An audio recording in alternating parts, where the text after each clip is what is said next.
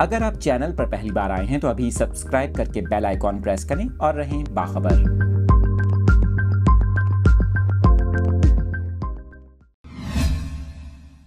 आपके साथ अफसोसनाक खबर से मुतालिक तफसीलात शेयर कर रहे हैं। आपको बताएं कि खैबर पख्तूनख्वा के ज़िला मालाकंड की तहसील बटखेला में दामाद ने ससुराल में घुसकर ख़वातीन और बच्चों समेत 9 अफराद को कत्ल कर दिया। आपको बताएं कि मकतूलीन में मुलजिम की बीवी भी शामिल है। पुलिस का इस हवाले से ये कहना है कि फायरिंग के वाक़े में जाँ बहक होने वाले अफराद में 4 ख़वातीन, 3 मर्द और 2 बच्चे शामिल हैं। आपको बताएं पुलिस के मुताबिक 12 साल का बच्चा मौजूदा तौर पर बच गया, जबकि लाशें पोस्टमार्टम के लिए बटखेला अस्पताल मुंतकिल कर दी गई हैं।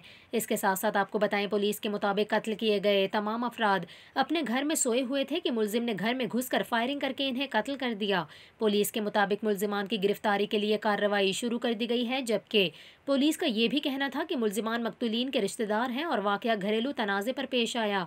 पुलिस के मुताबिक इब्तदाई रिपोर्ट दर्ज कर ली है, जबकि मज़ीद तफ्तीश भी जारी है।